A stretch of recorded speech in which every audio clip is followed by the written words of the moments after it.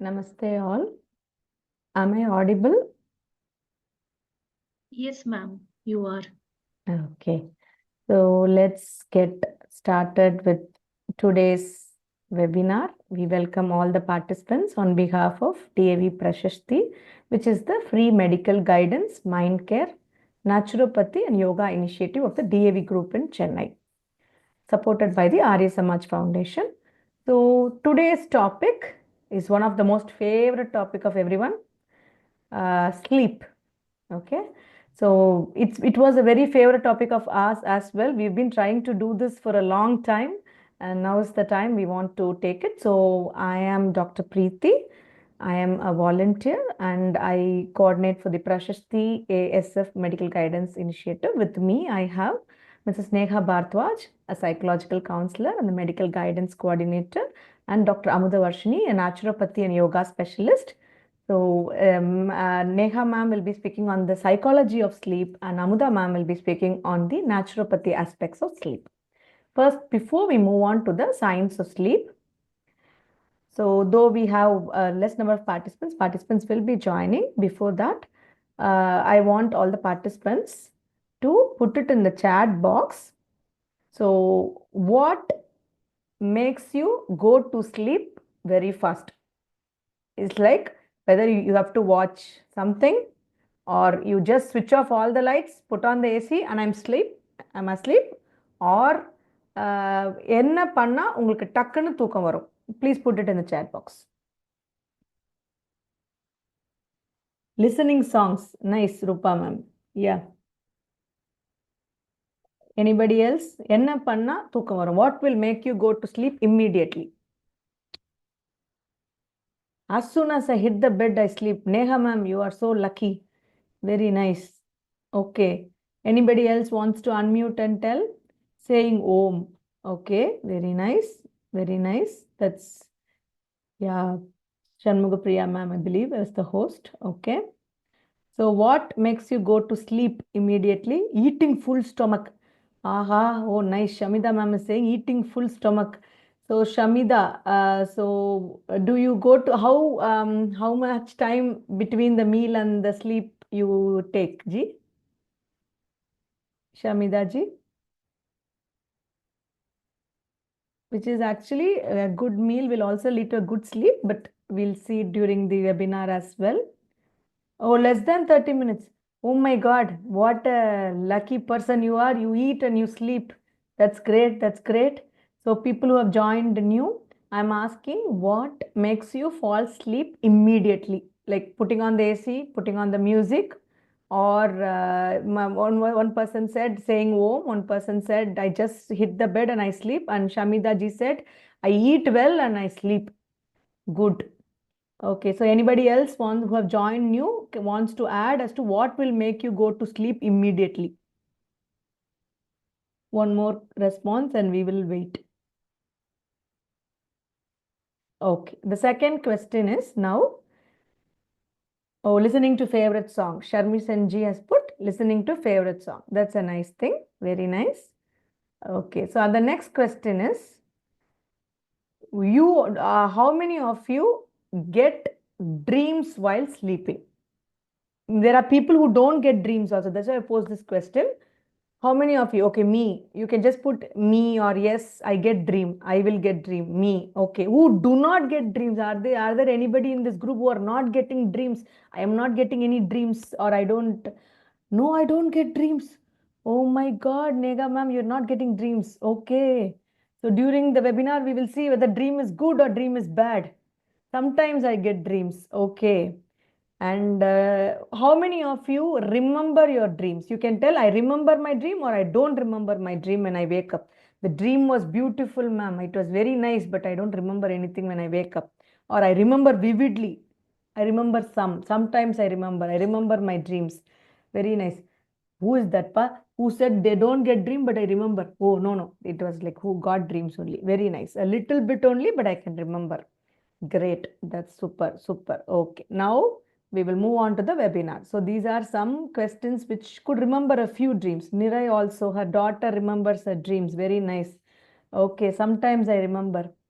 So the next question is, some dreams I remember, some not. If I get morning dreams, I'll remember. Yes, usually during the day when we sleep, usually we tend to remember better. Okay, now the next question is, do only humans dream or animals also dream? What is your take on it, people? Do only humans dream or animals also dream? Animals also. No idea. Okay. Okay. So the answer is some of the animals dream. Okay. At least to the known scientific knowledge, some of the animals dream, but they are not so vivid and so colorful and so nice as human dreams. Okay. And we will see why it is also. Okay. Now we'll go to the webinar. Okay. Nice. The science of sleep. So, two things which any human being likes. What is it? Can anybody unmute and say the most favorite of human beings? The first Eating one and is sleeping.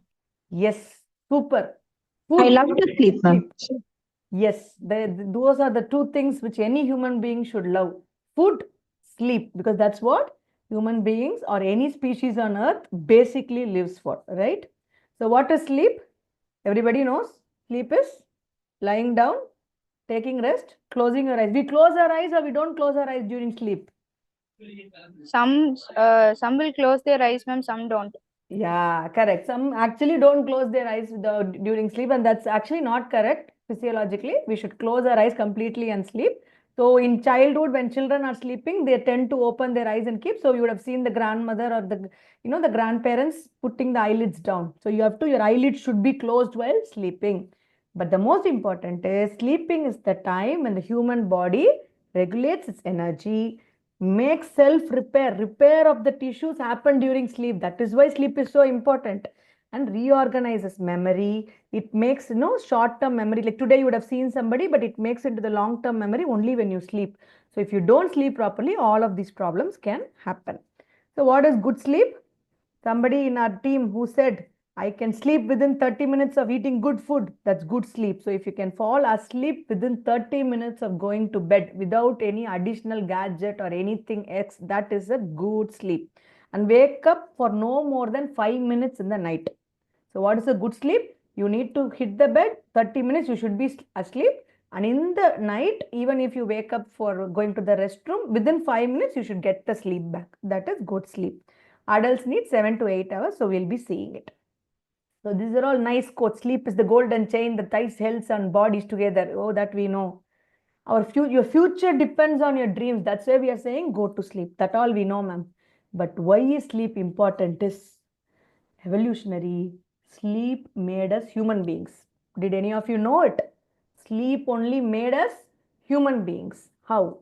It is because animals. So who are our closest in evolution according to Darwin's evolution? Who is our closest relative in the animal kingdom? Can anyone tell? Who is our Monkey. closest relative? Yeah, monkey. So chimpanzee, right? Chimpanzee is our closest. Okay. And there have been other species, hominoid species that were also there but now extinct. So why we got evolved as humans from chimpanzees according to the sleep theory of evolution is, so where do animals sleep? I mean, chimpanzees sleep mostly. Where do they sleep? On the ground, or where do they sleep? Chimpanzee, not in the zoo, in the forest. In the zoo, they are sleeping on the floor. That is different. In the forest, where will the monkey or the chimpanzee sleep? On the trees, top of the trees, correct? So, but where do humans evolved to sleep? Where do humans started sleeping? You all know, no? Where did humans sleep? On the floor or on the ground. So what happened was chimpanzees and other animals, they sleep on the trees because when they are sleeping, they should escape the predatory animals. No animal should attack them. But when humans became erect, I mean during the process of human evolution, when we became erect, we could sleep better on the floor rather than on the trees. In order to make sleeping better on the floor, because we should not be attacked by animals, no? So what we did was we lit fires, and then our sleep quality internally also evolved so that in the minimum time, actually if you see this thing, the animals sleep so much. For example, the three-stripped night monkey sleeps for 16 hours. but humans have the lowest sleep hour. Even compared to all of these related animals, humans have the less number of sleeping hours. But our sleep is so efficient because in this less number of hours, there are animals which sleep for long time to avoid predators because they can be hiding in place. அதாவது தப்பிக்கிறதுக்காக animals கிட்ட இருந்து தப்பிக்கிறதுக்காக நிறைய நேரம் தூங்கும். That is not us. We humans have become intelligent, and during this process of sleep only, dreams started coming. In dreams only, philosophy, myth making, imagination. So what is, see, imagination is what you can see which is not seen by the actual eye, right? Imagination takes you to beautiful worlds. All of this has been made possible only by evolution, and during sleep only this memory consolidation, improvement of cognition, all of it happened, and we evolved into humans. So hereafter, if somebody says, why do you need to sleep? We are humans, so we need to sleep. You got it? So everybody tell, we are humans, so we need to sleep. That is so essential for our brain function. To be a human, you need to sleep properly. If you are sleep deprived for 3 to 5 days, you become more animal-like, which has been proven scientifically. So, but okay, ma'am has told during the webinar, we have to sleep. So we will sleep, oversleep. We will sleep for so many hours together. No.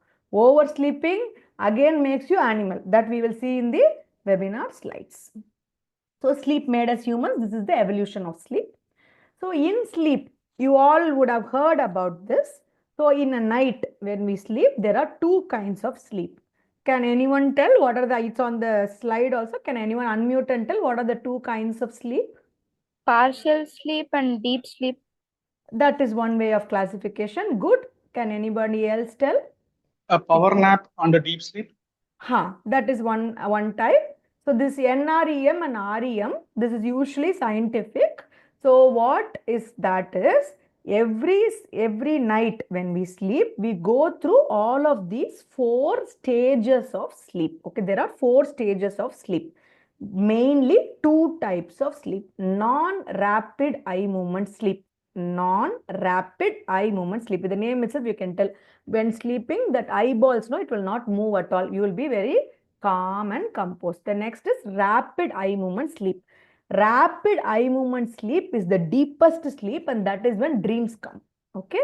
So first in the stage 1, that is NREM itself is divided into 3. 1, 2, 3 or 4, sometimes 4. Then REM sleep. So NREM is one category, REM is one category. In NREM, we have 1, 2, 3. First starting, there will be some light drowsiness. We'll go to slow drowsiness. Then majority of the sleep is NREM 2.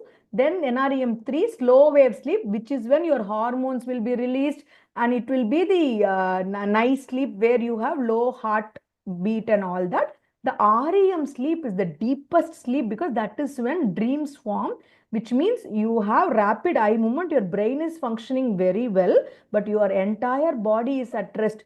We all during dreams, do we execute our dreams?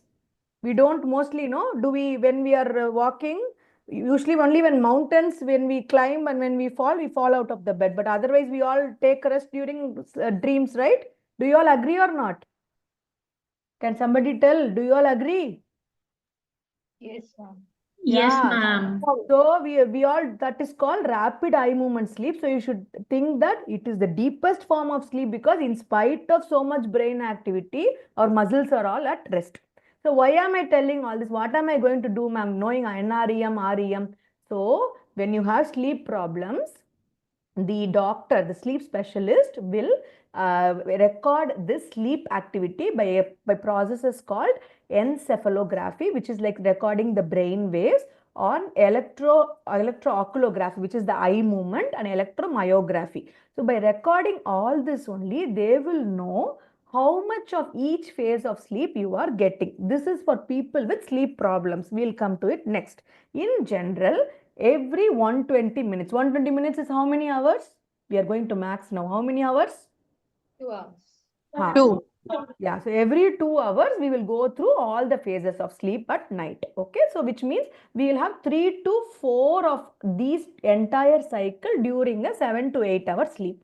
So we go from NREM1, NREM2, NREM3, REM, then we again come to NREM1, REM2. And so like this will have so much of sleep cycle. So REM sleep, when you go and then come back to the next sleep cycle only, you are sleeping well.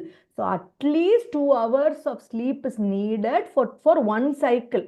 Then you can imagine how much time the brain is taking to go through a complete process of rest and restoration. Okay. So why, as I said, dream is so important, but don't worry if you're not getting dreams. It's mostly because you're not remembering. Every human will get dreams. Okay. It is just that you are not remembering. Your brain is resting even more well that you are not able to remember your dreams. Okay. It varies between each individual. The dreams, the quality of dreams, the way you remember, everything is so influenced by a lot of factors, including genetics, environment, stress, and all that. So why is this rapid eye movement sleep important is that is only at that time we consolidate threads, like during the day what all we have taken in, these are all during evolution. Innovation happens during REM sleep. That's why great philosophers have said dream big. Okay. So that is why, and it increases in the available time. If you go to REM sleep at least 3 times during the night, today I am sleeping, I am getting at least 3 REM waves, then my brain function will improve rapidly, and that 7 hours is enough for me, and during the day I will work so well. So REM sleep is essential, and you should go to that level of sleep. So you should not sleep, okay, I will, today is, weekend, I will sleep late and it's okay, next day I should wake up early to go somewhere. No, you cannot do it.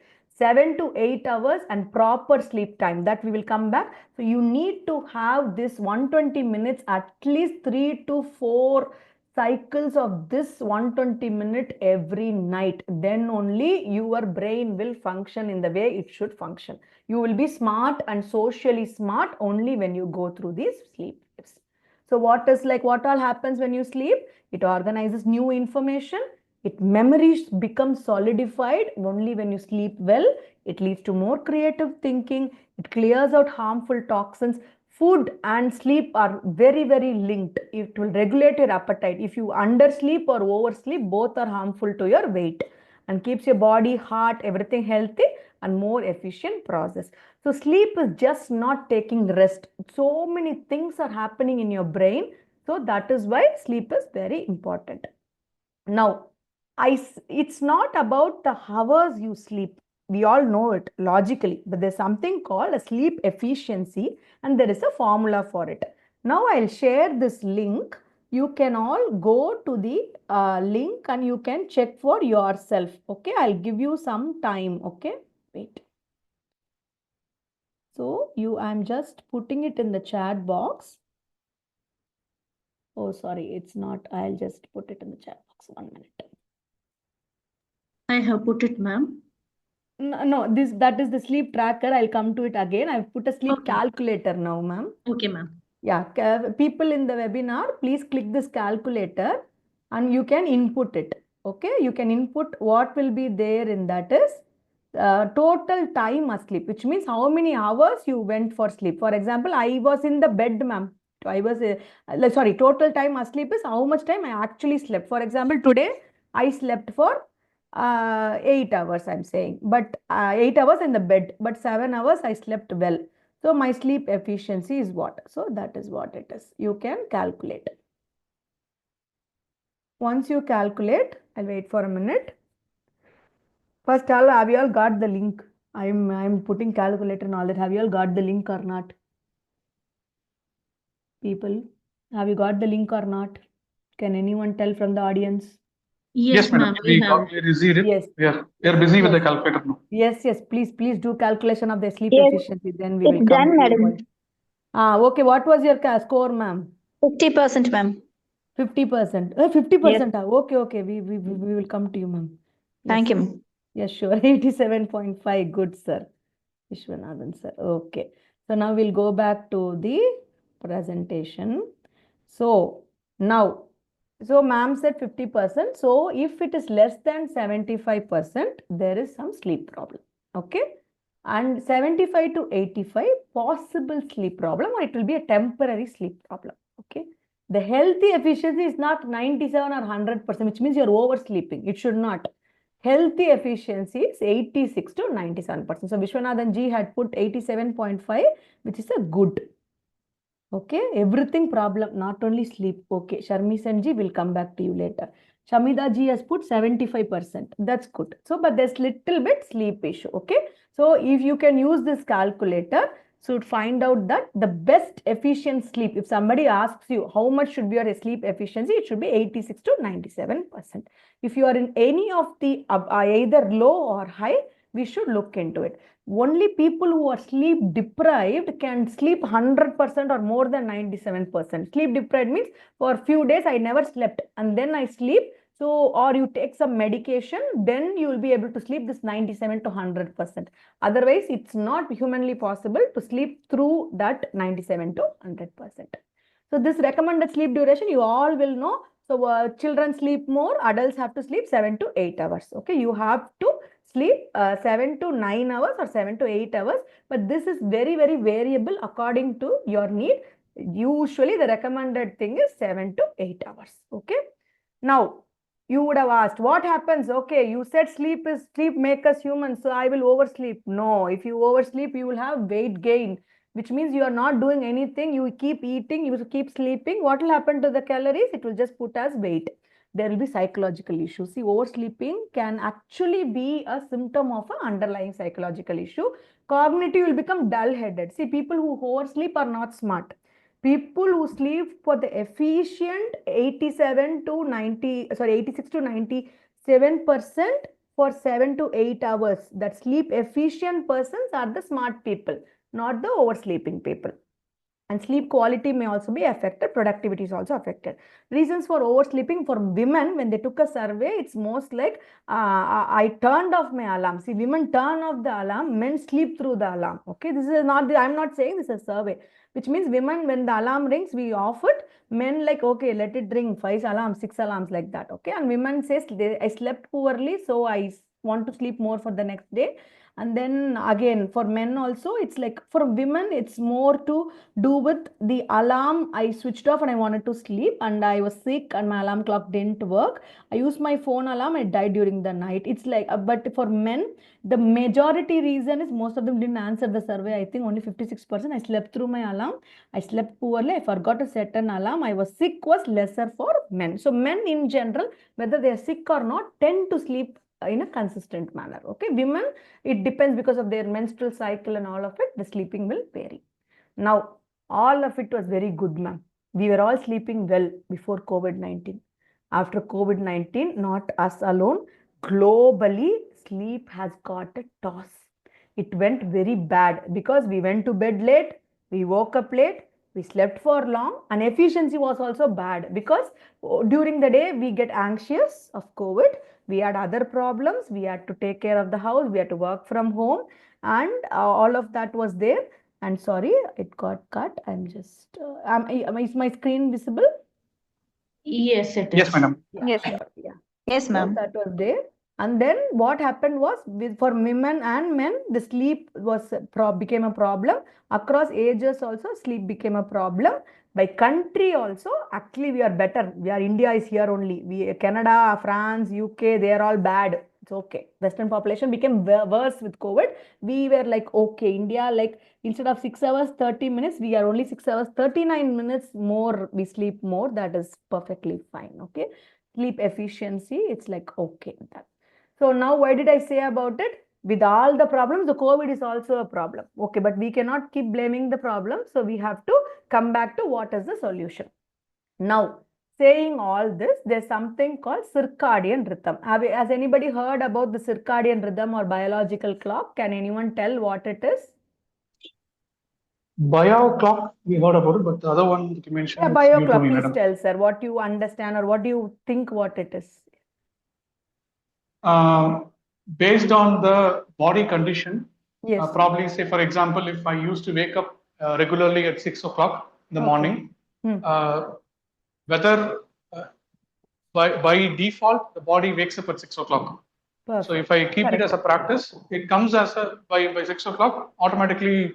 My body will wake up. Wonderful, So wonderful. that's been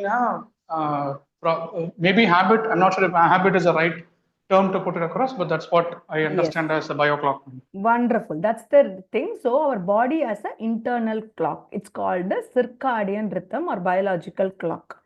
In the sense, all humans, we have to sleep during the night, wake up during the day, and we tend to do it as Sir mentioned. We get an automatic sleep wake cycle. So it is a 24-hour periodic variation. Every 24 hours is the circadian rhythm. Okay, to regulate the internal processes. It's just not sleep alone. Circadian rhythm is the most important part of every action in the body, whether it is hormone secretion, whether it is BP. See, for example, in the 24 hours, at 2 o'clock in the early morning is the deepest sleep for a human. Okay, the lowest body temperature is at 4:30. The body works like this, and the steroid peaks at 7 o'clock. So if you have to take a steroid test, the doctor will tell you have to take it at that time. You would have seen some hormones, some lipid profile and all that. They asked to take one in fasting and one in early morning. It is because at that time only the steroid and certain hormones peak secretion. Then high alertness is at 10 a.m. 12 noon is actually, we go through it, and actually the best coordination and reaction time is 3:30 in the afternoon.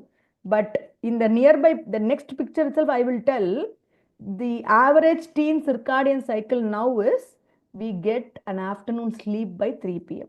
So actual circadian rhythm is like this, but because our body habits, the earlier our ancestors, when they are working in the fields or when they are working like that, at 3:30 in the afternoon, they were in maximum efficiency.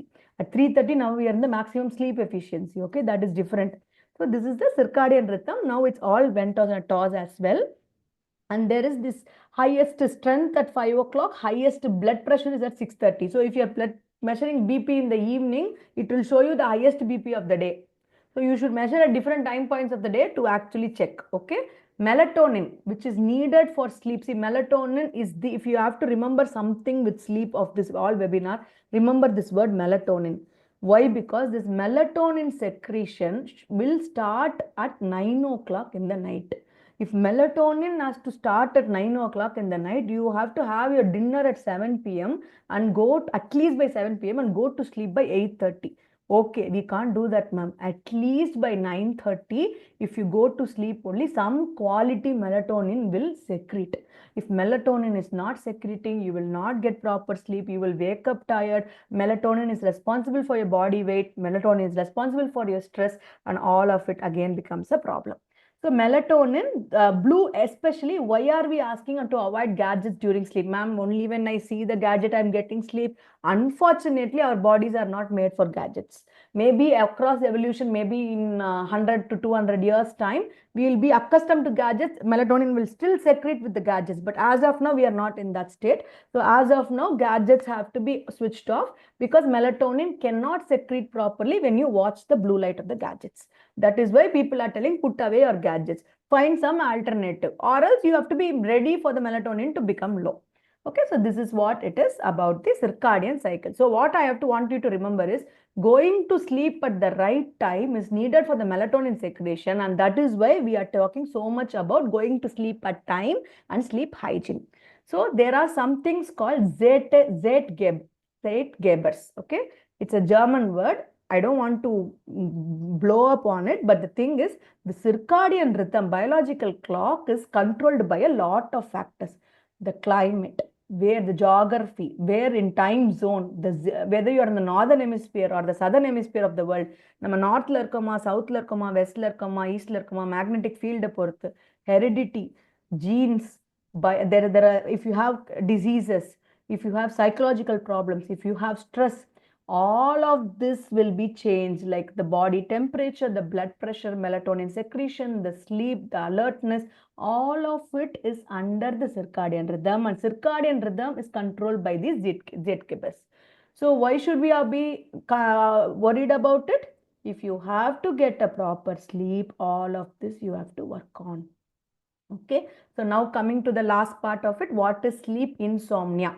Insomnia means not able to sleep. So simply not able to sleep is not insomnia. If somebody says I'm not able to sleep, it is not, they are not having a problem. That's called sleep deficiency.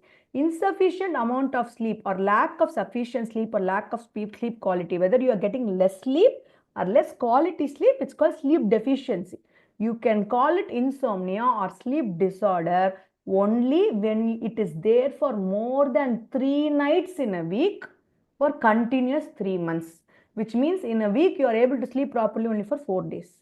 For 3 months, if it is continuously there, then only the doctor can diagnose it as insomnia. Otherwise, it is sleep deficiency. So that part first you should be taking it right, because people nowadays, I'm insomniac, I'm having insomnia. No, it's not insomnia. First, you should check whether sleep deficiency or insomnia. In insomnia itself, we have 3 types. One is transient. For example, jet lag. You would have heard, no, when you travel from India to the US, which is like totally different. When it is night for us, it is day for them.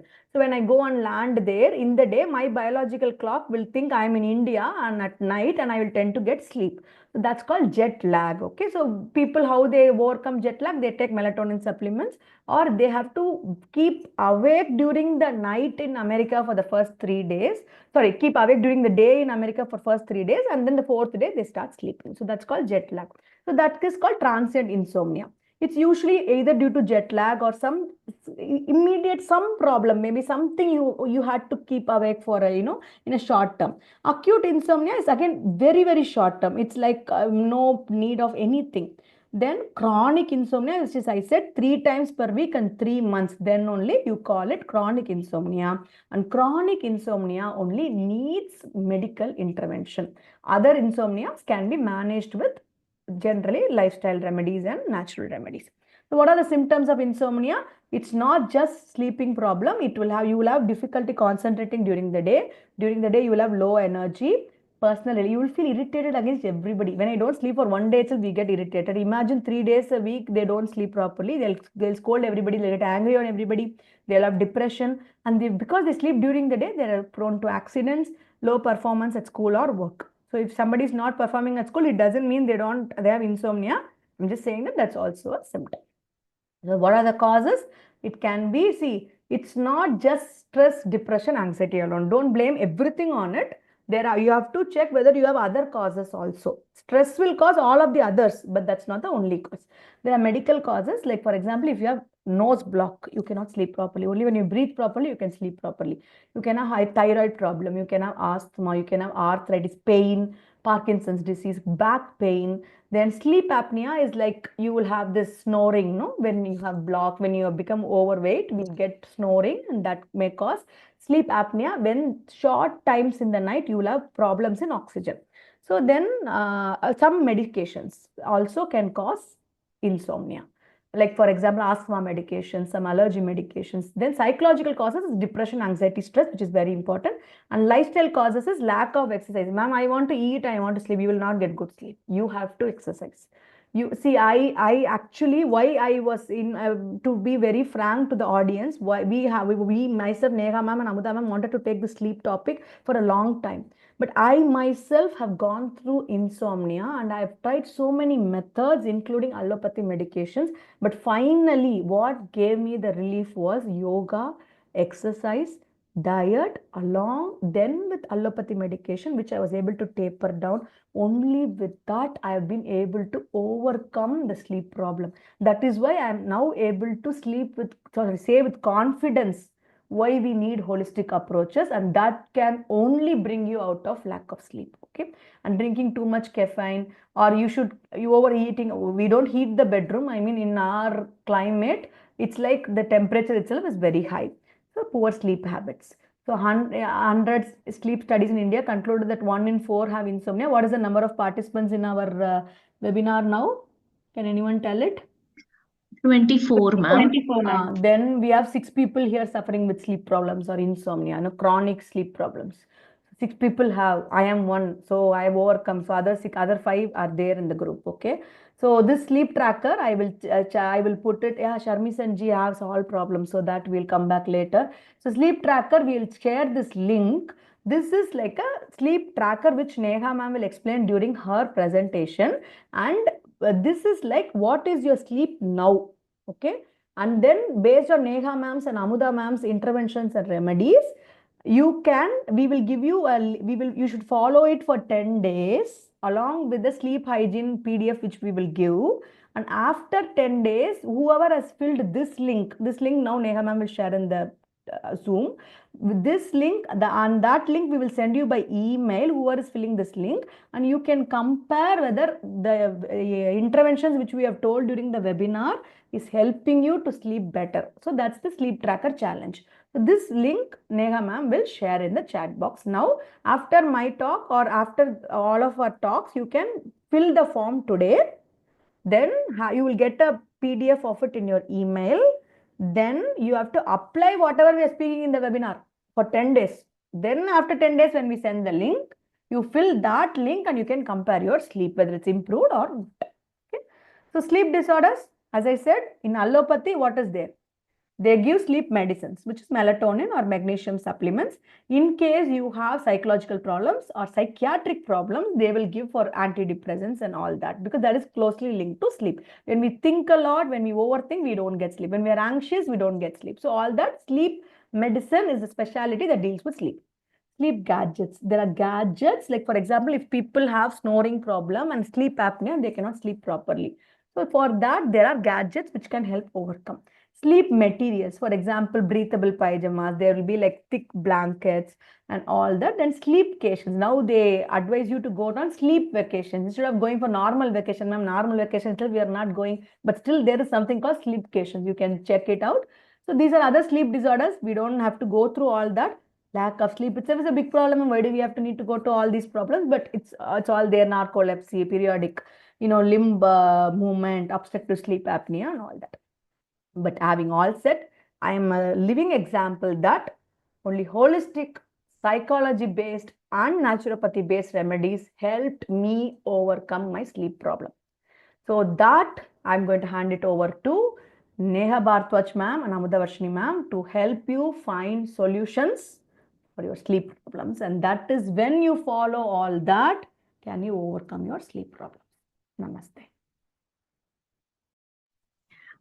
Namaste, Preeti ma'am. Thank you so much, ma'am. So I'll just share my slide. So thanks to Preeti ma'am's a part of the workshop, you would have understood the biological aspects of sleep. Now coming to the psychological aspects of sleep, how sleep and mind are connected. So welcome to the Mind at Rest, the psychology of sleep part of this workshop. So ma'am also told a few statistics. I also came across this one interesting statistics, which was published by the Economic Times of India, along with local circles, where they checked the responses of 13,500 Indians approximately. And they found that 55% of Indians say that they get less sleep. So now, few minutes back, Preeti ma'am told that how many hours of sleep is told by the science that it's good for us. So can someone type how many hours of sleep is the best time to sleep, or it takes the amount of time for our body to regenerate? You can even unmute and say.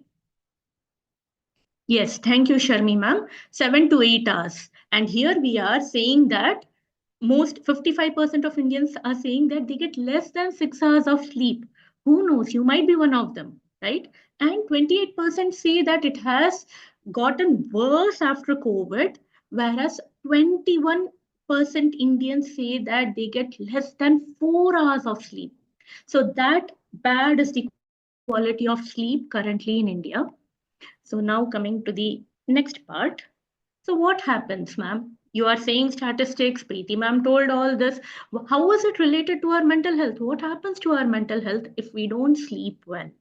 So let's go through this. Our mind and sleep are very closely related. You don't get sleep, your mind is disturbed.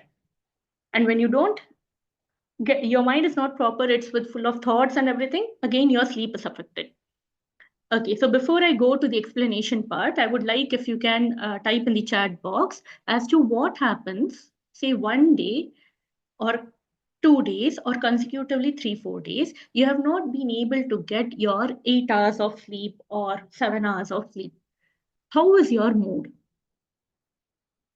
Say you woke up with only 4 hours of sleep, you were working, you could not complete your sleep, how will be your mood? Irritable? Okay, thank you. Shamida says stressed. Yes, irritated, Shami ma'am. True, right? Why? Tired, disturbed. Thank you, Vishwanathan ji. Right? So when we don't get our sleep, we are very irritated. And if by mistake someone from our family comes and asks a question to us, poor fellow, we'll take out all the anger on them. Right? Can't you sleep? I'm trying to work, and now you're coming here and asking me questions, and all the things will come out. Right? So mind and sleep. When I say mind, I'm talking about emotions and sleep. Yes, Bhavani ma'am, frustrated, anxiety will be high. Wonderful, Aruna Devi ma'am. And we feel tired, right? So yes, when I talk about mind, it is about our emotions. Our emotions are disturbed when our sleep is disturbed.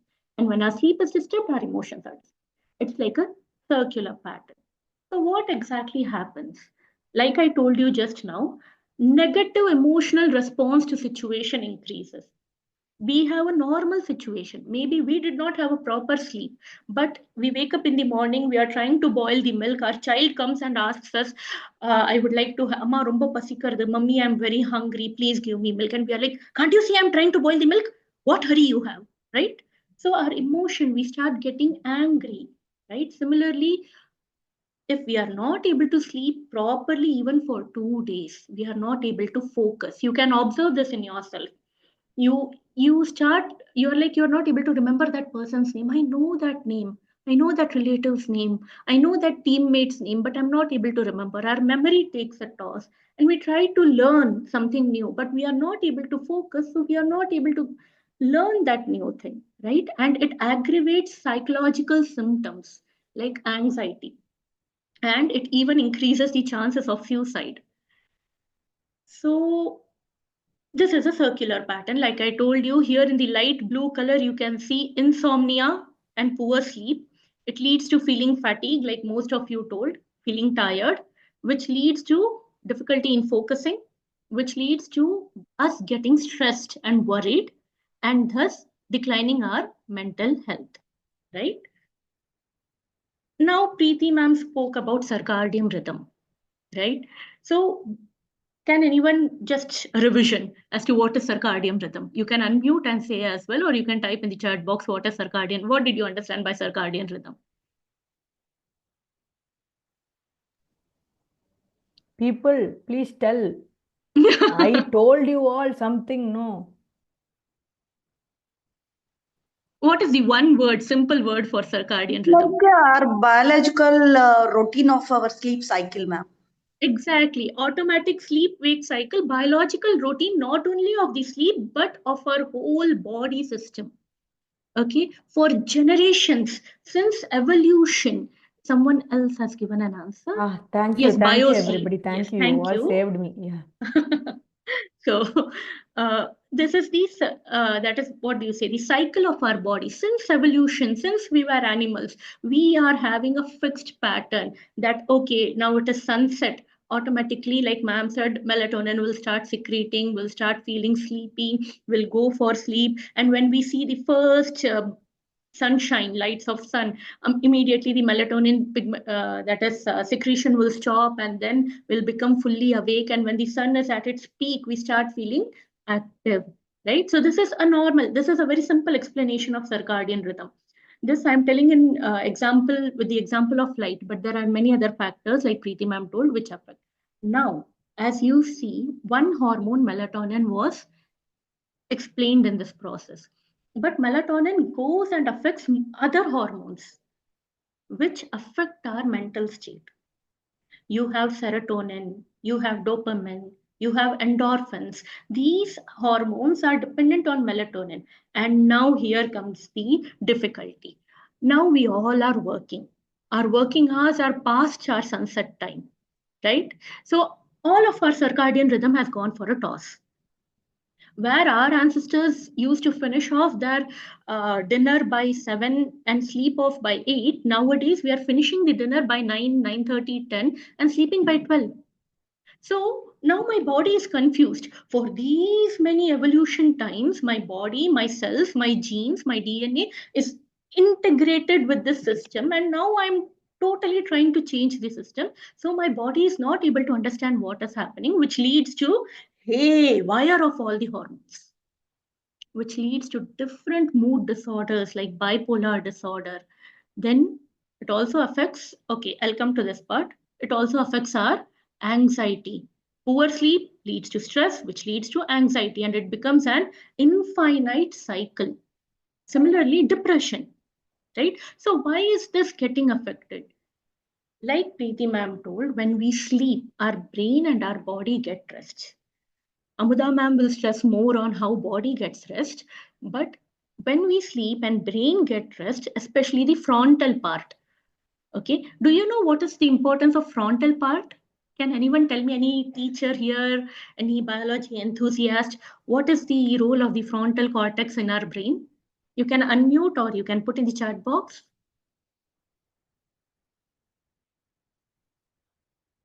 Have you heard about the frontal cortex of the brain, the frontal part? Decision making. Thank you, Sashank ji. Right. It is the part that processes. So whatever thoughts, whatever we are thinking, whatever is happening in the present, every processing, how I should react, how I should speak, is what is getting processed in this half of our brain, which is called as the frontal cortex. Okay. And this frontal cortex, if it doesn't get sleep, it is not able to function. It is tired. And hence we are not able to process the information that comes. And when we are not able to process the information that comes, we get confused, and that leads to irritation and frustration. Hence, our emotions are very deeply and closely related to our sleep. As you can see, 30% increase in anxiety when the frontal lobe is not working. So that is what leads to anxiety. That is what leads to depression. And that is what leads to us unable to sleep. Unable to be happy. So they, in one of the US universities, they did one research, okay? They categorized people, they got a few people for the research, they asked them to volunteer, and they categorized the people as, one set of people will get 6 hours of complete sleep. One set of people will get 4 hours of sleep. And one set of people will get, one set of people will get 6 hours of sleep, but it would be interrupted. That is, will not allow you to sleep completely. In between will wake you up. And one set of people got more than 6 hours of sleep. That is 7 to 8 hours of sleep. Okay. So one set less than 6 hours. Second set 6 hours, but it will be interrupted. And next set more than 6 hours. That is 7 to 8 hours.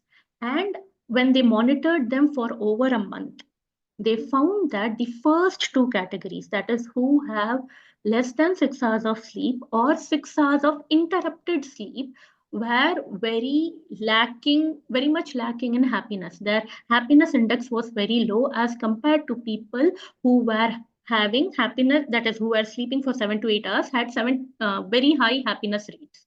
Why? It is because of this hormone serotonin.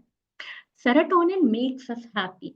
Serotonin is the hormone that gives us these happy feelings, this positive, optimistic feelings, but it will regulate properly when there is sleep. And sleep actually affects the children or adults with ADHD very worstly. Because already children with or adults with ADHD, people with ADHD, they have a problem in stopping their thoughts. Their thoughts run like a train. It's like one after the other, after the other. Okay. And when this happens, they are not able to shut down their brain, which makes it difficult for them to sleep. And now they are not able to sleep. Hence, they are thinking more, their anxiety increases, they go into overthinking, and again, it leads to more ADHD. So children with ADHD find it, I'm sorry, Venkateshan sir, hope I'm audible to all. Am I audible? Yes, Yes, ma'am, ma'am. you are, ma'am. Okay, What okay. happened? I'm just Sure. checking. Thanks, ma'am. Venkatesh, Thanks, ma'am. Sorry for the confusion. It Sure, looks to be sure. my Thank you, thank you. internet Okay. connection. Sorry about it. Thank you. Sure, sure. Thank you, sir. So, children with ADHD or any sort of neurodivergence find it more difficult if they lack sleep. They will get more irritated, more frustrated. So, okay, ma'am, this said and done, what is the importance of memory and sleep? So, how many of you have children who are school going age, or you yourself are students or are pursuing some kind of education? This is important for you if you are doing that. So, we all learn when we are learning, like throughout the day, we learn, we take in all the information that we get. When we are sleeping, this information goes to our long-term memory. So during the day, it is there in our short-term memory. During the night, when we are sleeping, it is like our brain gets the time to work and it takes all this from the short-term memory to the long-term memory. That is called as consolidation. When it goes to the long-term memory, that is when the information can be remembered the next time. If information is not transferred to the long-term memory, we cannot remember the information. The same is applicable for our immunity as well. So during the day, the antigens are taken up by the antigen presenting cells. So these are like amoeba. They'll just take up all the antigens. That is all the virus. Okay, during the night or when they sleep, that is when they will produce the army. They'll say, see, this is how the virus looks. You have to fight against this virus. And then they will create lots of army and they will fight, be ready to fight once the amount of army is ready to fight with the virus. So sleep is very, very important for memory and for immunity. When I say that, let us come to the next important topic. Okay, how many of you preach your next generation that they should wake up at 3 o'clock in the morning and 4 o'clock in the morning and study? If you do so, just put a yes in the chat box. That yes, ma'am, I tell my children, my cousins, my next generation that they should wake up at 3 o'clock and 4 o'clock and study. Brahma Muhurtam, they should wake up and study. Yes, Sharmi ma'am says yes, Preeti ma'am says yes. Others don't say. I asked them for 5 a.m. Yeah, good sir, Vishwanathan sir. 3 o'clock, 4 o'clock, 5 o'clock. That is before 6. If you are asking your next generation or your known people to wake up and study, we have been taught that we have to wake up in the morning and study. How many of you feel this is correct? That yes, ma'am, we should wake up in the morning and study. I agree. Yes, we should wake up in the morning and study. Shanmugapriya ma'am also says, yes, we should wake up. Now here comes something. I agree. Okay. Shamida says, ma'am, I think it differs. And yes, Shamida ma'am, and that is what psychology also says. Actually, it is not true for all. Not everyone can wake up in the morning and study. Their brain will not be optimally functioning in the morning. That is called as chronotype.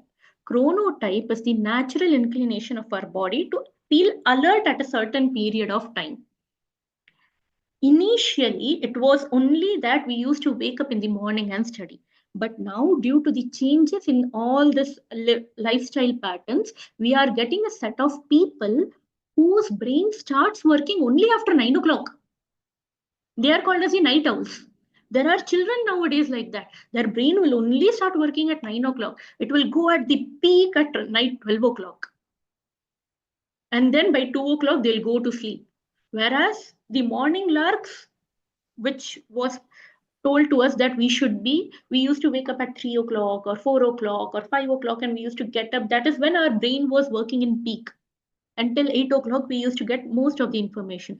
But now, because of the change in the lifestyle patterns, we are seeing there are many night owls, right? Sharmi ma'am says, my daughter is an example. Shamida ma'am says, I think ma'am, I am an example. So this is a new thing that is coming up. So we cannot blame ourselves or our children that, okay, they are not able to study during the night. Okay, so now, ma'am, now you have spoken about these. You come to the main point. How can we overcome insomnia, ma'am? Psychologically, what all can we do? For your body, naturally, what all you can do, that Amuda ma'am will explain. Coming to the psychological part. first and foremost is attitude towards sleep. Now, if few of you are getting less sleep and it doesn't affect you physically or emotionally, that is fine. That means your body is requiring only that much sleep, especially as we age. We don't feel much sleepy. 4 hours or 6 hours of sleep is sufficient for us. And yet we are able to function throughout the day. If that is the case, don't worry about it. Then it's good. Your body only requires 4 or 5 hours of sleep. Yes, there are people like that who require only less hours of sleep. I know many in my family as well. But if you are someone who is finding it difficult to sleep, there is an attitude shift that you have to bring in. So when you go to sleep, visualize your next day as successful. That is, you lie down, you close your eyes, and after you close your eyes, you start thinking about the next day. Tomorrow morning, I'll wake up at this time.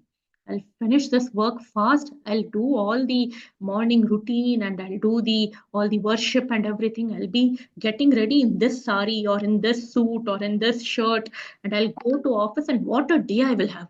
Visualize.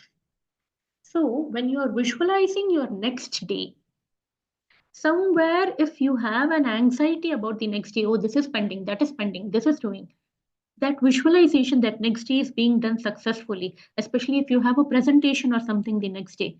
When you visualize that, you are giving an assurance to your mind, you can sleep, right? So then the mind is able to sleep. So you try this visualization, you definitely try and let me know if it is working or not. Okay. Next is you have a goal for the next day. You have an exam for the next day. You are not able to sleep. You have a presentation. You are not able to sleep. Visualize that you are being successful in that. Imagine you are perfect. You have done it perfectly. Everyone is clapping for you. Everyone is praising you. That will give a reassurance to your brain. Or if you're not working, you don't have exam, imagine that next day you are going to be full of energy. You're going to be cheerful. You're going to cook the best of the food. You're going to look the best. Like you're full of positivity. Imagine like that. And that will change your attitude. It will relax your brain and you will be able to sleep. Keep a consistent schedule. Now, if I tell you, if you, okay, all of you go from your home to your office in a specific route, in a specific way, route, right? Say I come and tell you, no, no, no, don't use that route, or because of some metro work or something, that route is closed. Now you have switched on the Google map and the Google map is like showing you, you go this way. Suddenly the Google map in between, you must have experienced this, will suddenly change the route. And again, we'll take the new route, and then suddenly it will say there, because of rain, water stagnation is there, change the route. Now we get all confused. Where am I going? I have never seen this route. Am I in my own city? Right? If we get confused because of a simple thing like route, just imagine if we are going to change the schedule every day of sleeping and waking up, our brain will be confused. So when I say you have to sleep at one time and wake up at one time, I'm not asking you to set military rules, 10. It is 10 o'clock, sleep. It is 5 o'clock, wake. No. Sleep almost in a consistent time. That is, you sleep between 10 to 10:30. You wake up between, say, 5, 5:30 or 6. Keep it almost consistent so that you send the same information to your brain. If your brain gets the same information, it will be trained. If you give new information every day, your brain and your body will be confused. Even on weekends, try to stick to the schedule. And this is what we all do, right? I'm not able to sleep. So what I will do, I'll go to the bed. I'll try to sleep. I'm not able to sleep. What I will do is go my mobile and I'll watch, right? So if you are going to watch your mobile, or if you go and you are not able to sleep, there are certain things that you can do, which I'll be telling in the next few slides. Do that. Get up from the bed again. Don't keep lying on the bed if you're not able to sleep. So what can you do? The first thing is, like every one of us explained, the circadian rhythm. Nowadays, we all have these lights. So our brain is not able to understand, okay, it is night outside. It is not the original light, right? So we can minimize the usage of light. So now it is 7:30, close to 7:30. So what you can do is around after you're having your dinner, you can put on light color lights. That is, rather than using the tube light white light, use a bulb with a yellow light or a orange light, a lighter shade. Okay, if you are having two tube lights, 9 o'clock, switch off one tube light. 9:30, switch on that other tube light and switch on a yellow bulb. So this will train your brain slowly, okay. Like it happens no during the day. Very good light, then less light, and then night. So your brain is getting ready artificially to sleep and melatonin secretion will begin. There is a spectrum as to how light is pursued. If blue light or white light is high, then our brain will remain active, we will not feel sleep. Better than blue light is red light. Better than red light is orange light, which makes you feel more sleepy. Yellow light is the one that makes you most sleepy. That is why you see in the night time, if we read under a yellow light, we feel sleepy. So take this idea to artificially train your brain to sleep. And don't use mobiles or gadgets, because mobiles and gadgets have which color light? You can type in the chat box. Blue Which color. blue color? Yes, thank you. Blue color light is the maximum light in the mobile and the gadgets. So if we see this previous slide of ours, then blue color light or white color light will make our brain more active and hence will not be able to sleep. Similarly, make your bedroom a slumber factory, a sleep factory. How? Use calming color in your bedroom. Don't use all, very jig colors like purple color, this color, that color. Rather use light colors like, there are many different shades of yellow or orange that you can use. It will make you feel sleepy. Similarly, if the house is completely noiseless, we will not be able to sleep. Our brain will become active. It's like, why is it no noise? Is something wrong? So produce white noise, that is switch on a fan or something. Okay. And I don't know how many of you have felt this, but the day we put a fresh bed sheet, the smell from the bed sheet and the feeling that we get from that bed sheet is so nice, no? So regularly wash your bed sheets, your pillow covers, your whatever you're using to cover yourself. All that you change it regularly. It will also enhance your sleep. Okay, and make your bed every day morning after you get up. Make your bed and train your children to do it, because if your bed is not made up, when you again come to the same bed in the night, you are like, it's such a mess, I cannot sleep in this, right? You can use different scents. Amuda ma'am will tell you what all scent you can use, and a temperature of 20 degrees in your room will enable you to sleep. Don't keep the temperature at 15 degrees and 18 degrees. You will not feel sleepy. 20 to 24 is the optimum temperature to sleep. More than 24 degrees also, you will not feel sleepy. So set the temperature, set the light. When you are going to sleep, make the room dark, engineer a white noise, regularly laundry your bed sheets. And during the day, if you're working from home, please don't work from your bed, because then your brain will not understand whether it is a bed or it is a workplace. If you're sitting on the bed the whole day and then you again come in the night to the same bed, your brain will be like, no, no, this is not bed, this is your workstation. Train your brain. Don't sit on the bed and work. Don't sit on the bed and eat. And this is something we all do. What is this? Sleeping while studying. Close. Okay. Actually, I wanted some other answer. Can someone else guess? Reading storybooks, ma'am. Yeah, that all will come. But actually, I was trying to put this picture for afternoon nap. I'm sorry. Sleeping in the park. Yeah, afternoon nap, right? We all have this. I mean, if you are not working, then we all have this habit of sleeping in the afternoon, right? If you do that, then your night sleep will be disturbed. If you ever feel sleepy in the afternoon, take a power nap for 20 minutes, not more than that. It will affect your sleep. But if you're someone who is very aged and you require to sleep at night time, daytime, then take an early afternoon or late morning sleep. That is around 10 o'clock, 11 o'clock, 12 o'clock. At that time, if you sleep for not more than 45 minutes, this I'm telling for elderly people, not more than 45 minutes, then you will be able to sleep in the night time. And manage stress before going to sleep. You all can make a note of this.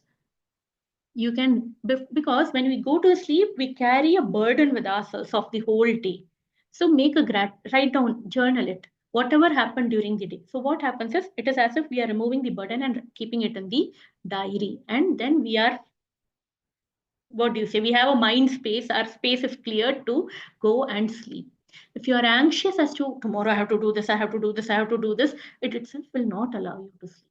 So rather take a paper, write down tomorrow all this I have to do. And wherever you are waking up, in front of that place you put. So your brain will get assurance. Okay, I have written something. Now I don't need to worry. You can practice gratitude. Sometimes when we are not feeling happy with our lives, that also disturbs our sleep. So before going to sleep, pray to God. What prayer you will do, God or any universe or anything that you believe in, prayer that I'm thankful. I'm thankful this happened today. I'm thankful I got meal today. I'm thankful that my child spoke well to me today. I'm thankful that there was enough rain today. Thank God. So that increases you are increasing your serotonin, which will enable you to sleep. And if you are not able to sleep, like I told you, don't lie in the bed. Get out of the bed under a yellow light, take a book and read. Or under a yellow light, listen to music. What music to listen? That Amuda ma'am will tell. But listen to music under yellow light and think of things that make you happy. When you lie down and think about your past happy days or your future that you are building to be happy, that will enable you to sleep. And now, for the last 2 minutes, there is something called as a body scan technique. Okay, and I request you all, if possible, sit comfortably. We will try this technique. You all can try this technique when you want to sleep. When you lie down, you can try this technique. So all of you just sit comfortably. Close your eyes. Keep your feet on the ground. Allow your hands to rest gently in your lap or by your sides. And when you're ready, close your eyes. And start taking deep, slow breathe through your nose. Inhale slowly. Fill your lungs with air and exhale slowly. Don't hold your breath. Inhale and exhale. Do this as slowly as possible, and fill your lungs. When you are breathing, feel the air going through your nose. It is so cool, right? The cool air going through your nose, through your throat and to your lungs. Feel the air in your lungs and feel the air you are exhaling. Observe how warm and hot it is. It is all your stress and anxiety that is going out in form of hot exhalation. And now slowly breathing in and breathing out. Focus your attention at your feet. Observe, how does your feet feel? Is it warm or is it cold? Feel the texture of the floor on which your feet is there. Notice the sensations of warmth, the texture, the tingling, or even if there is no sensation, observe it. Now breathe in slowly and deeply and send all this oxygen-filled air to your feet. What do you see in your eyes? That your feet are cool, they are light, and remove the toxin-filled air from your feet through your nose. All the anxiety, the tightness, the stress, the tiredness of your feet. You are removing it. Again, inhale and send the oxygen and remove the tiredness.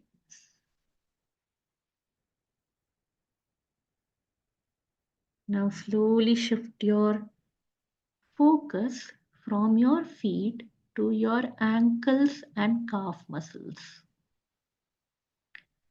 Take a deep breath in and send in the cool oxygen-filled air to your ankles and your calf muscles. And take a deep breath out, exhale. While exhaling, observe how your calf muscles and ankles have grown light.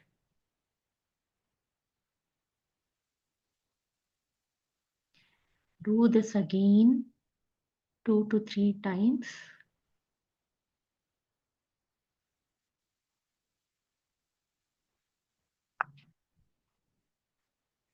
And now slowly shift your focus to the room noise that you have. If you have a fan, shift your focus to the sound of the fan. If you have an AC in your room, shift the focus to the AC of the sound of the AC or the sound of the fan.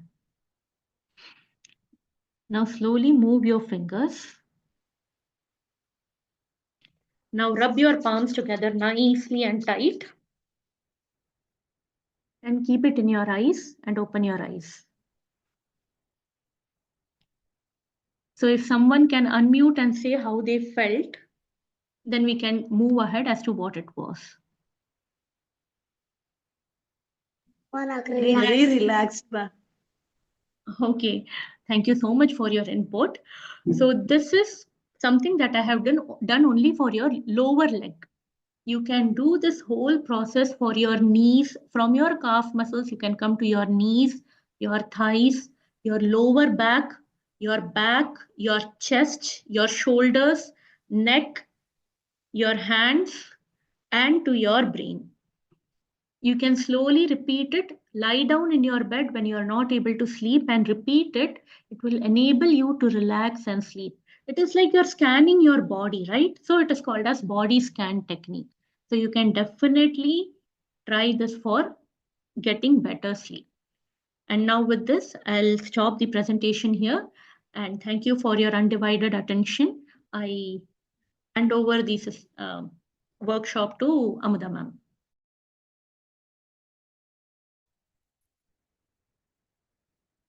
Namaste all, very good evening. Thank you, Neha ma'am. Thank you, Preeti ma'am.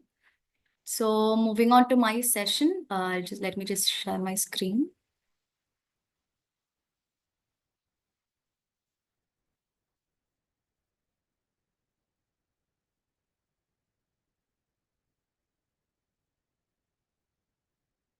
My screen visible to everybody? Yes, ma'am. Yes, thank you. Thank you. So before moving on into my particular part of this workshop, I would like to know what and all natural remedies you follow at home to enhance your sleep. At home itself, we ourselves would follow some kind of natural remedies like before bed, or we would have heard somebody tell like, this is what is going to help you sleep better. You can try this. So from here, say what and all remedies have you heard, or have you tried any kind of home remedies to enhance your sleep quality or your sleep duration, etc. Anybody? You can put it in the chat box, or you can unmute yourselves and you can also tell me. Any?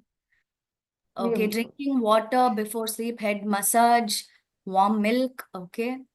Listening chanting before. Sorry, sir, I did not hear you. A chant, probably some chanting before you Okay, go to bed. okay. All right. Fine. Finish dinner before 7 p.m. Okay, that is very nice. Warm milk again. Okay, fine. All right. And have you noticed any difference in the quality of your sleep, or in the duration of your sleep after following all of this? Any improvement, any differences you were able to notice? Yes. Okay. So it has improved, it has gone for the bad a little bit, got some changes. Okay. All right. Okay, so this is what we will be majorly talking about, like how at home we can do some remedies improved. Yes, thank you, sir. So at home remedies which can actually improve the quality of sleep. So I'll be dealing about naturopathy and yoga for sleep enhancement. Yeah. Okay. So, we believe there are 4 major causes of sleep disturbances. One is stress and anxiety, which was majorly covered by Neha ma'am. Nutritional deficiencies, lifestyle factors, and underlying pathological conditions or underlying disease conditions. Yes. So, these are 4 major causes of sleep disturbances according to our system naturopathy. Yeah. Fine. So the first and the foremost step is dietary and herbal approaches to sleep enhancement. So what and all diet, how can you modify your diet to enhance your sleep? The first point is magnesium rich foods. Why magnesium rich foods is because magnesium and tryptophan, which is the second point which I'll be talking about, these 2 components when taken internally through natural food products, they tend to balance your serotonin and melatonin levels in the body. Yes, as we already discussed, serotonin levels are the happy hormones. Melatonin is responsible for the sleep. So when your mood is also proper and when your serotonin, melatonin hormone levels are in proper balance, you will get a better sleep. The quality of your sleep will improve. You will have a more deeper sleep. And the moment you wake up in the morning, you will feel happy. Yeah, because that is what sleep does. So sleep is a restorative process for the body. So when something is restored, what happens? You feel new. Yeah, if something is under repair and then you restore it and then it comes like a brand new product to us. That's the same which is happening to our body every night. So every night when we sleep, our body undergoes a restorative process or a repair process. So once that repair is done, the next day morning when you wake up, you should feel fresh. You should feel happy. Yeah, just like you've got a brand new self. Okay, so that is how you should feel. So for this to happen, you should have your melatonin and serotonin levels in your body at a normal ratio, for which magnesium-rich foods and tryptophan sources of foods will definitely help. So some examples of magnesium-rich foods are your cherries, your nuts, your seeds, your leafy greens, and whole grains. And in tryptophan sources will be most of your raw fruits and vegetables, out of which bananas, dairy, like your milk, etc., and legumes, they contribute to serotonin production, promoting sleepiness. So you should always, have in mind, okay, so this is going to be rich in magnesium. I love to have it for a better sleep. This is going to give me tryptophan. So that is also going to give me a better sleep. So always be mindful about choosing your food. And then third, herbal remedies. We get a lot of herbs in the body, in the market, which have therapeutic properties. So especially for sleep, we have chamomile, valerian root, ashwagandha, and passion flower. Okay, so these 4 herbs, when taken separately as teas, you can have chamomile in the form of tea, passion flower in the form of tea, ashwagandha you get as a powder, you can mix it with honey, you can make it as a semi-solid paste and you can have it. And then valerian root, again as a tea, you can have it, or you also get oils in the market if I'm not sure. So you can use those oils like I think you get a valerian root oil in the market also. You can use that for a head massage. So all these tend to calm your stress levels down. So at the end of a hectic work day, when you're coming home and you're really tired, so you can maybe have a warm glass of chamomile tea, or you can use the oil to have a good, nice head massage. Yeah. So all these tend to bring down your stress levels. And once your stress levels come down, automatically your sleep is going to improve. So these 4 herbs, to add on to more herbs, I'll be talking about in the next few slides. So these are just the general herbs which are going to help in sleep enhancement. And probiotics and prebiotics. Research says that your gut and your sleep is linked. In fact, the gut and your entire body's health is linked. So we call it the gut-brain axis. Yeah, so all that, the major cause of disease arises in the gut. So in your gut, you have microbiomes present. Yeah, you have a lot of bacteria present, good bacteria. Yeah, so the bacteria levels in the body, that is especially in your gut, should be in a proper amount or a proper ratio. So when there is disturbance in the amount of good bacteria in your gut, that is when some problems arise, like some metabolic issues or some sleep disturbances, or you feeling tired, or you having that acidity, gastritis. So whatever it is somewhere or somehow it's linked to the gut bacteria. So to improve the count of the bacteria in your gut, or in order to improve the overall health of your gut bacteria, you need to have two things. One is probiotics and prebiotics. So probiotics and prebiotics, probiotics are food for the bacteria which help to go. Sorry, probiotics have the bacteria in them, the good bacteria in them, and the prebiotics are the food for the bacteria to grow healthily. Yeah, so these two should be a part of your meal, probiotics and prebiotics. So they support a healthy gut microbiome with fermented foods or supplements. You get probiotics and prebiotics in the form of supplements also. And they're also present in fermented foods like your idli, your dosa, your green peas, your radish, etc. All these are rich in probiotics and prebiotics. Yes. And you should avoid stimulants like caffeine, fried, processed, and sugary foods. All these are actually CNS stimulants. By CNS, I mean the central nervous system. We have two nervous systems in our body, peripheral nervous system and the central nervous system. So these caffeine, the over-spiced food, over-processed foods, and over-sugary foods, they tend to keep your CNS, that is your central nervous system, active throughout the day. Okay, so your nerves are always active. So your nerves are the major point of recognizing stimuli and making your body respond to that. Okay, so that is what is your nerves job. Okay, so when the caffeine and the fried and the processed and sugary foods are taken, they tend to keep your nervous system always active. So as a result of which, your body will not even go into a state of rest, because your nervous system is completely active. Your brain is also completely functioning.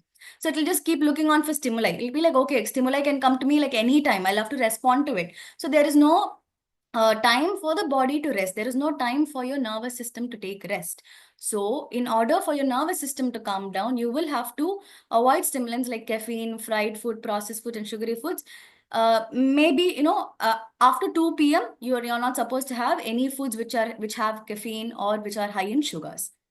Right? Right. So moving on to why heavy meals should be avoided, especially before your dinner time. Okay, so we have a common saying. We say, eat breakfast like a king, eat lunch like a merchant, and eat dinner like a beggar. Yes, are you all aware of this? Have you heard of this particular phrase which people tell? Yes. Yeah, all right. So that is how it has to be. Your dinner should be as light as possible. Okay. So why should we not have a heavy meal for dinner is because one is slow digestion. Because any heavy meal will be very much rich in complex carbohydrates, or just for example, carbohydrates. So carbohydrates, when it's very high in the meal, the body takes a longer time to digest. As a result of which you will feel very uneasy. You will have a very full stomach when you have a high carbohydrate meal. Yeah, and your glucose levels also, they spike up when you have a heavy meal rich in carbohydrate. Okay, so when the glucose level spikes up, automatically it is very difficult for your body's sleep hormones to be produced. Then acid reflux.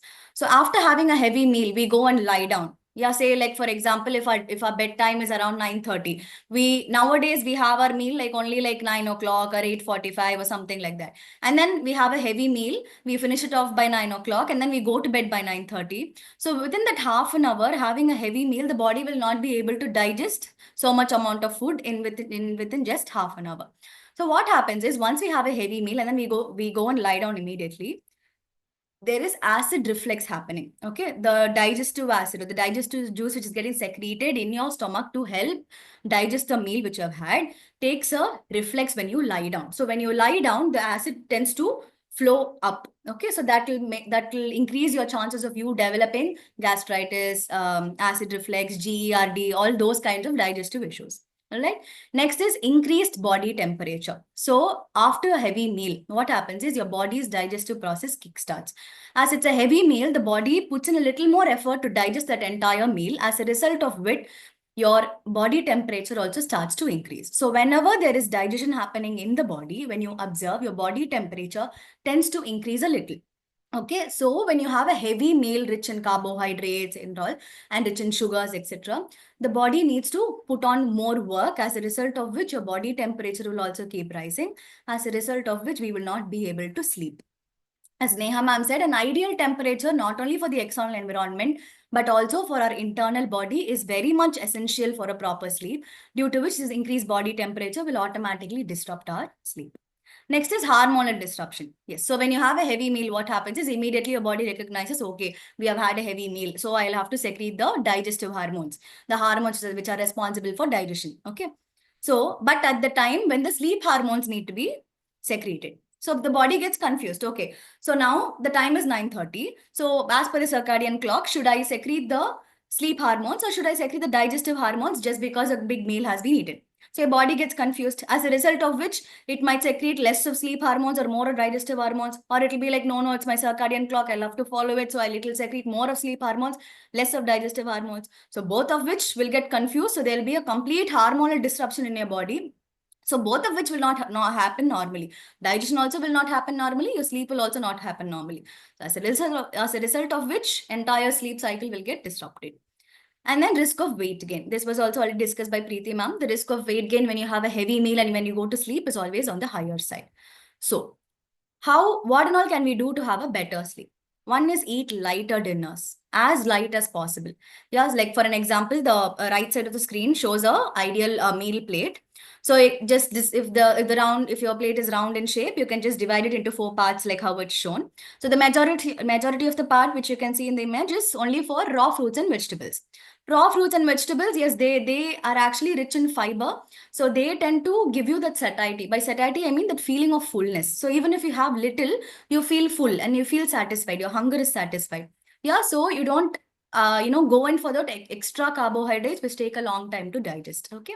And then a little of fats. Carbs are necessary, yes, because they give the glucose, but not in excess. Yeah, just a little of carbs is necessary, and protein. So this should be your ideal meal plate whenever you're having it. Okay, so even for dinner, you can actually follow this. And time your meals. Eating your meals at least 2 to 3 hours before going to bed.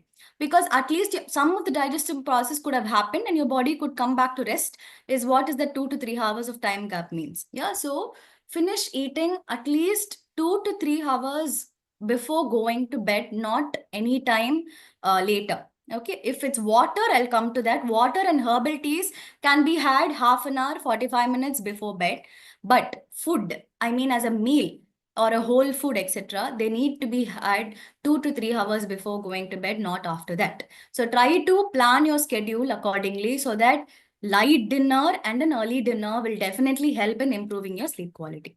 Next is avoiding trigger foods, like we discussed in the last slide. Spicy, greasy, sugary foods and all, we need to avoid.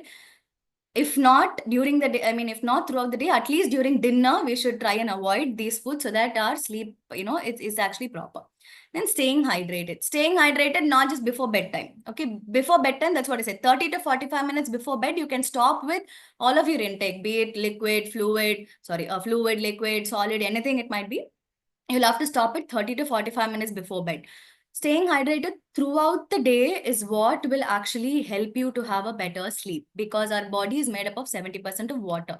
So thanni nariya kudiche agano. Irrespective of the season, irrespective of if you're feeling thirsty or not, an average adult needs to have 3 or 2.5 to 3 at least liters of water per day. So stay hydrated throughout the day, not just before the bed. If you keep hydrating yourself just before the bed, your sleep will get disturbed, because you will have to go to the restroom frequently during the night because of the excess water intake which you took before bedtime. Yeah, so avoid drinking water 30 to 45 minutes before. And then you can actually just keep drinking water throughout the day to manage your hydration levels. Right. So why should caffeine and alcohol be avoided? So first we'll talk about caffeine and then we'll come to alcohol. These two are the major components which tend to disrupt our sleep, which are actually major sleep suppressors, I would say. Yeah. So first talking about caffeine. Caffeine is like nowadays we all drink coffee. We're all like totally dependent on coffee only. Without coffee, our day doesn't happen. Evening coffee kudiklana, that's it. Our evenings don't work. We are not able to focus on the next work. So how does caffeine actually disrupt our sleep cycle? So the first is it disrupts sleep onset. By sleep onset, I mean when you go and lie down on the bed, the moment you get the sleep, the time you take to go into sleep, that is called a sleep onset. Okay. So what happens is when caffeine is there in your body, it tends to block the action of adenosine. So adenosine is a neurotransmitter. Okay. It transfers from one neuron to another. Your brain has these neuronic cells. Okay. The brain is made up of neuronic cells. So these cells, when to communicate with one another, they have a component or a neurotransmitter, okay, that is called as adenosine. So this adenosine is what is responsible for sleep. So this adenosine goes from one neuron to another neuron and it says it's time for the brain to sleep or the body to sleep. So we'll have to sleep. So that message is being carried only by the adenosine.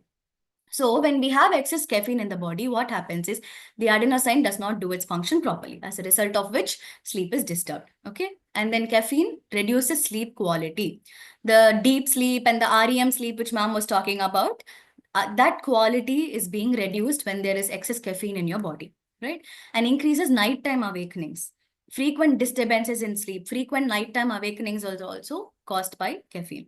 And long half-life. So say if you take, like, caffeine stays in your system for 4 to 6 hours or longer. Like say if I take my cup of coffee or my cup of caffeine shot around like 12 p.m. in the afternoon, it stays for another 4 to 6 hours. So almost like 6 till 6 p.m. the caffeine stays in the same level in which I took it inside. Okay, so it takes time to get metabolized. It takes time to break down. So ideally, you should take it almost like around 8 hours before your bedtime so that it gets properly metabolized and it goes away from your system so that you have a good sleep. So if you are like totally dependent on coffee or any kind of caffeinated products, just make sure or time it, like at least it's not disturbing your bedtime. At least it's like 8 hours before so that it gets metabolized and just removed from your body and ideal for your bedtime. And same with the alcohol. Alcohol also, it tends to interrupt your sleep cycles. Okay, so it causes more like stage 1 and stage 2 cycle than the deep sleep. So you will spend more time in stage 1 and stage 2 and you will not even move into the REM sleep when there is too much alcohol in your body. Again, the same like caffeine, alcohol also increases nighttime awakenings and it increases snoring. Okay, so, it actually tends to relax the muscles of the throat very much, as a result of which there'll be increased snoring. Okay, and sometimes when there is increased snoring, you tend to feel a kind of discomfort that tends to keep you awake. Okay, so as there's increased snoring, your sleep will also be disturbed. And then alcohol dehydrates the body. Okay, alcohol is actually a diuretic. So throughout the night, you will be using the restroom when you have alcohol during your bedtime, as a result of which there is a lot of water loss in your body, which leads to dehydration. Okay, so these are the points why caffeine and alcohol should not be taken in order to enhance your sleep quality. And then moving on to what and all lifestyle adaptations we can have for a better sleep. One is regular sleep schedule, which Neha ma'am has already discussed. So have a proper bedtime, proper wake up time, even on weekends, even on holidays, even on vacations. Try to sleep at a consistent time, wake up at a consistent time. Screen free time, limit your screen time. This was also discussed by Neha ma'am. Before bed, create a calming environment. As she said, dim the lights, use a nice bed sheet, use a nice temperature, use a nice scent. I'll come to the scents next. So use a nice environment, create a calming environment, and do not use your mobile phones or your gadgets at least 2 hours before bedtime. Yeah. Moderate exercise during the day. Moderate exercise, you can do it during the day. All the strenuous exercises can be done during the day. But, just normal stretches like basic yoga stretches, which I'll be talking about next, it can be done before bedtime also to enhance your sleep. Next is sunlight exposure. Sunlight exposure, the first 1 hour after the sun rises or the last 1 hour before the sun sets, those are the ideal time for you to expose yourself to the sun rays. The more you expose yourself to the sun rays, what happens is your circadian rhythm or your biological clock, which we have been discussing throughout this seminar, will actually start regulating. Okay, because sunlight plays an important role in regulating your circadian rhythm, as a result of which your melatonin production will also increase. Okay, once your circadian rhythm is improved, automatically your melatonin, that is your sleep hormone production, will also be increased. So try to expose yourself to sunlight early in the morning or in the late evening for at least 20 minutes. For a minimum of 20 minutes, wear light clothing and you can expose yourself to sunlight. Right. So coming to yoga and pranayama for sleep enhancement, I've given some poses like Balasana, Viparita Karni, Shashankasana, Marjariasana, Supta Baddha Konasana, Paschimottasana, Shavasana. Okay, so these are the asanas. And Nadi Shuddhi Pranayam and Brahmari Pranayam are two pranayams which can be done. So this can be your general yoga module for sleep. So you can ask me, ma'am, after food, we are not supposed to do yoga, right? So like say, for example, that is why we ask you to have your food at least 2 to 3 hours before bedtime.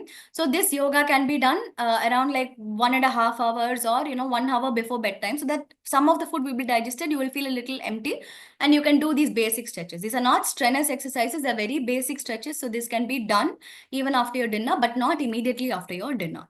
Yeah. So these are a few poses and few pranayams which will actually help in sleep enhancement. Right. Again, how do we create an ideal sleep environment? Dark, quiet, and cool room. Just like how we discussed.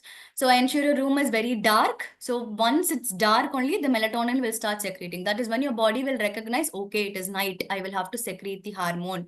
That is when you will get sleep. Okay, so these artificial tube lights, the brain will not be able to differentiate between artificial light and natural light. So when there's too much light falling, the brain will recognize, okay, so it's day, so I don't need to secrete the melatonin hormone. So it'll get confused. So try to keep your room environment or your bedroom environment as dark as possible for proper melatonin production and secretion. And then comfortable bedding, as ma'am said, do your laundry, have a clean bed sheet, have a natural material, natural materials like cotton, etc. When your bed sheets are like that, they actually promote more relaxation rather than having very thick and stuffy bed sheets to cover you with. You can actually use some breathable fabrics which will actually promote relaxation. And essential oils like lavender, you can use them on your pillow cover, or you can use it as a diffuser in your room. You can just add 2 drops of lavender aroma oil to a diffuser, and you can just use it, switch it on in your room, and you can just go to sleep. So that tends to calm you down completely. And it is also a very good sleep enhancer, lavender oil. Yeah, there are also further oils which I'll be talking about in the coming slide. Right. So coming to aromatherapy for sleep. So aromatherapy for sleep especially, we can divide it into 3 main oils. One is relaxing oils, next is stress relieving oils, and then mood enhancing oils. Yeah. So the relaxing oils include lavender, chamomile, yang yang. These have very calming and sleep promoting properties. Yeah, you can use these as a diffuser. I'll talk about how we can use them in the techniques part of it. So these are relaxing oils. Next is stress relieving oils. So once you come back from your work and you're very stressed, so you can use this in your living room, like sandalwood, bergamot, frankincense. All these, they tend to relax your stress and they promote relaxation. Yeah.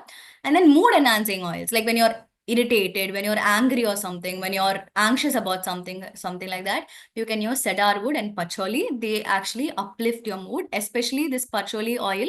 It helps to reduce overthinking, which most of us do nowadays. Yeah. So this patchouli oil is very helpful in reducing your overthinking capability. So that tends to balance your mood or enhance your mood. So these are 3 different types of oil which you can use it based on your mental condition, like how you're feeling, etc. So aromatherapy techniques. So there are 4 major types of techniques for using these oils. So first is diffusion, massage, bath, and inhalation.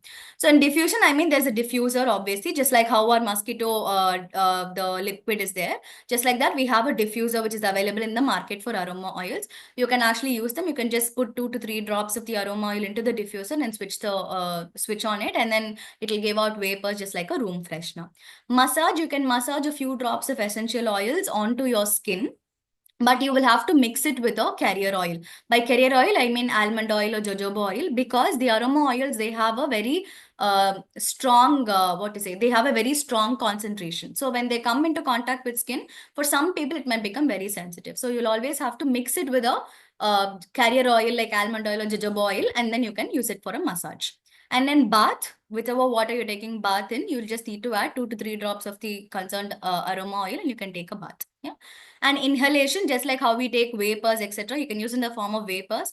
But if not in the form of vapors, you can just use it in the form of handkerchiefs. Yeah, when you carry a handkerchief with you or a tissue with you, you can put 2 to 3 drops of the concerned aroma oil into the tissue or into the handkerchief and just keep smelling it throughout the day.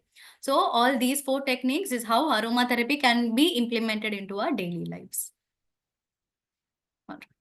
Next is hydrotherapy for restful sleep. By the term hydrotherapy, I mean hydro means water and therapy means therapeutic properties, right? So first is warm bath or shower. Okay, so warm bath or shower in with Epsom salt or essential oils, it tends to promote relaxation and muscle relaxation, obviously. So your entire body will also be relaxed, your mind will be relaxed, and your muscle will also get relaxed.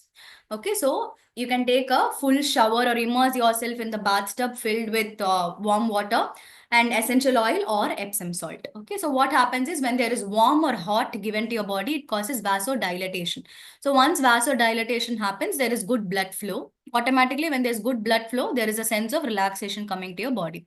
So warm bath or shower, the same for foot soak. You can just soak your feet in a bucket of warm water with Epsom salt or essential oils. So that will also tend to relax your whole body. Yeah, when you soak your feet into something, that is why when we do pedicure, especially for females and all, we find it very relaxing. That is because everything ends in your feet only. Almost all the nerve endings are present in your feet. So when your feet is soaked into something nice and warm, it tends to relax your entire body. Yeah. So foot soak will also help in sleep enhancement. Warm bath and shower will also help in sleep enhancement. Next is contrast hydrotherapy and cold compress. So these two are majorly for stress relieving. Okay. So after a hectic day of work, you're coming home, you're feeling stressed. You will have to go and take a contrast shower or a cold compress. So how do we take this contrast shower is you start with you start with cold. Okay, so like say 30 to 40 seconds of cold, and then you shift to 3 to 4 minutes of hot water, and then you again go to 30 to 40 minutes cold, 30 to 40 seconds of cold, and then again 3 to 4 minutes of hot. So you just have to repeat this cycle around like 20 to 30 times, but you will have to end in hot. Okay, so once you end in hot, you will have a relaxed feeling. Okay, so that tends to bring down your stress. Apart from this, cold compress.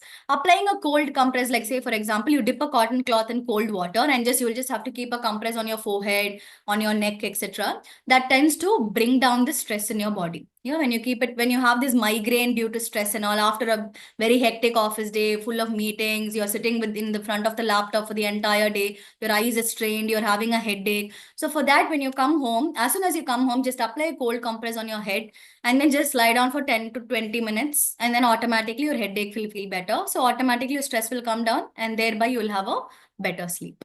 So these are 4 major hydrotherapy techniques which can help in sleep enhancement. Right. And we also have other techniques like massages, which can be done by therapists, obviously. So there's a massage called a Swedish massage, aromatherapy massage, and reflexology, hot stone massage. All these are they improve circulation in the body. So they improve lymph drainage in your body, as a result of which sleep will also get improved. Apart from that, I've already mentioned herbal remedies like lavender, lemon, peppermint, catnip. These can be had as tea also. These can be had in the form of aroma oils, in the form of diffuser, etc. Yeah, so these, when included in your diet, will also help in sleep enhancement. And music and ragas that help to unwind and relax. So I've given 2 examples. One is music styles, the general music styles like ambient. By ambient music, we mean soft atmospheric tunes, just natural tunes like the chirping of birds, the ocean waves sound, etc. Those help in relaxing your body. Nature sounds like rainfall, bird song, birds chirping, etc. All those will also help. Classical music and lofi beats. These are another type of music styles which also help in relaxing and unwinding your stress levels. And then coming to Indian ragas for relaxation, we have a raga called as Bhagyashri, we have a raga called as Bhairavi, and we have a raga called as Khaki. So these 3 ragas are proven to relax and de-stress the human body and the mind. Yeah. So listening to these kind of music styles and listening to these kind of Indian ragas during your bedtime will actually improve your sleep. Right. So here I've just given an example of an ideal bedtime routine, like how it can be done. So 30 to 45 minutes after dinner. So 2 to 3 hours before bedtime, you should have your dinner. So 30 to 45 minutes after dinner, you can have a warm cup of chamomile tea to relieve the day's stress. So whatever stress you've had, you can just drink a warm cup of chamomile tea and relax. And 15 to 20 minutes after you have had the tea, you can actually go for a hot food bath. The food soak, which I was talking about, just like how we do it in pedicures. The same food bath with Epsom salt or essential oils, you can just put it and you can just have it for 20 minutes. And after the food bath, you can sit on your bed or sit on the floor, wherever comfortable. You can actually practice this Brahmari Pranayam for 21 rounds. This Brahmari Pranayam is actually proven to be a mood enhancer. It's a tranquilizing pranayam. Yeah, it secretes nitrous oxide, which is a vasodilator. So once your vasodilation happens, that is your blood vessels expand. So there's proper blood flow, as a result of which you feel good. Okay. So the after food bath, a Brahmari Pranayam for 21 rounds, after which you go to bed, you listen to music or practice a deep relaxation technique. Okay, you get audios and all. So those audios, or you listen to music, and then you'll have a deeper sleep. So chamomile tea, food bath, Brahmari Pranayam, and then the relaxation technique or soothing music. And that is when you will definitely see changes in your sleep. So apart from all this, for sleep enhancement, we do have acupuncture and acupressure in naturopathy, for which you will have to take the advice of a naturopathic practitioner. Only he or she will be able to provide acupuncture and acupressure to you. We will not be able to do it on our own for ourselves. Yes, so all these were these general tips and tricks to manage sleep and improve sleep. But before starting any of which, before starting the aromatherapy also, before starting diet also, before starting this hydrotherapy also, please consult a naturopathic practitioner, because everybody is different. Everybody will react in a different way to different temperature and to different oils. So please consult a naturopathy practitioner who will be able to customize according to your body type, which oil will suit for you, which temperature will suit for you, etc. And then you can start with the practice. Yes, so with this, I end with my session. Thank you one and all for listening. To add on to Amuda ma'am's session, Amuda ma'am provides naturopathy consultations free of cost. So the number which she had showed it on the screen, you can all, consult her for tailored remedies. Like, for example, she has told, see, in 1.5 hours, it's very difficult to bring the entire sleep, everything and pleasant on a platter. We have tried our level best, but if you want to be tailored, this is my problem, this is the psychological problem I have, this is the naturopathy I need, you can contact these numbers. And the pranayama and yoga techniques which she mentioned, we have yoga classes happening online and in offline in the DAV group of schools in Gopalapuram and Mogapir at 200 rupees per month fees. So you can join the classes, and it's a very, very unique yoga sessions where there are a lot of therapeutic yoga.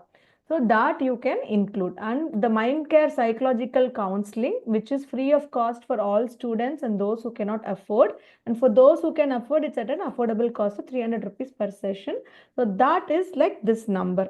In general, we offer free medical guidance. So that is the medical guidance number.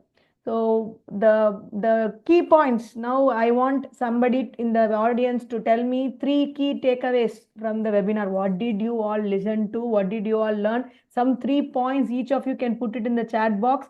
Ma'am, I didn't listen anything, ma'am, or I listened something got into my mind. 3 points from each. Can somebody put it in the chat box, and then we will wind up the webinar. So can anybody or somebody please put it in the chat box? What do you remember from this webinar? If you have to tell to someone, I listened to this webinar, they were saying something for 1.5 hours, this is what I listened to, something like that. என்ன கேட்டீங்க ஒரு 1.5 மணி நேரமா இங்க ஏதோ 3 பேர் பேசிட்டு இருந்தாங்களே, அதுல 3 விஷயம், ஏதாவது ஒரு 3 விஷயம், if you can put it in the chat box. Chat box பதிலா சொல்லலாம்னா நிறைய சொல்லலாம். Please, Chat box சொல்லுங்க sir. Yes. Okay. The ragas that madam mentioned, that is something which is very, very useful. I haven't heard about it. I'm not a Carnatic. We only listen to Anirudh's music nowadays. So adla edavadhu oru rendu paate, if ma'am can share it, because I started searching in Apple Music directly if I can get something, but enakku adu innu theriyala, I have to still search. But if you could share any YouTube links or something, we should be able to easily use it. Sure, And we will do that. there are lots, definitely. It's tough to summarize. We'll have to digest it and then come back. We are still a student, I would say. But I have one question here, if I can go further, if you don't mind, madam. Please. Okay, so there are for a particular group of people, I have a specific question, madam. There are bus drivers, there are auto drivers, or probably cab drivers who drive the vehicles in the night. We all know that night is for India, for the culture or for the nature that we have, night is the best time to sleep.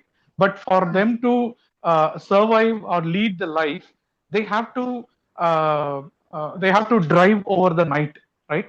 So what do we suggest as a input or as a guidance to them? Okay, they can't just like that say that no, I won't drive night, because their income will get spoiled, because if that could be the only source of income for them. So what could be our suggestion, which we as what do you call, like Yes. I'm not getting a correct word. The kind of when we As a speak to common them, manner, we what can do we say, suggest to them? yes. Because I So, meet some of the cab drivers, yeah. "Anna, na night தூங்கலனா" அப்படின்னுவாங்க. Yes. But lot of accidents happens because of the sleepless, right? Correct. They do drive in the night because there is no source of income for them.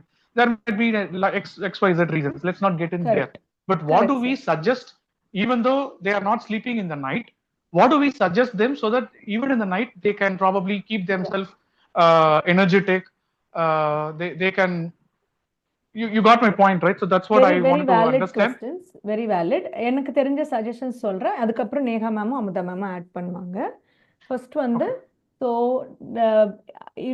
for the drivers, you can be very frank to them that in the age group of 25 to 35, they can definitely do more of night driving. Okay? Given the ideal circumstances, as you said, they should not drive. But given it, 25 to 35ங்கிற ஏஜுக்குள்ள அவங்க நிறைய night drive எடுத்துக்கலாம். 35க்கு மேலே night driving கொஞ்சம் குறைச்சிக்கணும். Okay, ஏன்னா இப்போ வந்து heart problems, ஒபிசிட்டிலாம் வர்றது வந்து 35லேயே ஆரம்பிச்சிடுது. First point. இல்லை 35க்கு மேலேயும் நான் டிரைவ் பண்ணி தான் ஆகணும்னா, இன்னைக்கு நைட் டிரைவ் போகிறாங்கன்னா நாளைக்கு during the day minimum of 5 hours அவங்க சாலிடாக தூங்கணும். 8 hours தூங்க சொல்ல முடியாது, 5 hours மினிமம் 5 hours நல்ல ஒரு அவங்களுக்கு கிடைக்கிற இடத்துல, அவங்களுக்கு நம்ம சொல்றது ஈஸி எங்கேயாவது, பட் கொஞ்சம் டார்க்கான இடத்துல, கொஞ்சம் கூலான இடத்துல. ஸோ இங்கே தான் சொசைட்டியாக நம்ம வந்து ஹெல்ப் பண்ணும். என்னன்னா, இந்த ஹோட்டல்ஸ், லாட்ஜஸ் எங்கே அவங்க தங்கும் போது டிரைவர்ஸ்க்கான இடங்கள்ல we should also make it air conditioned or at least cooler.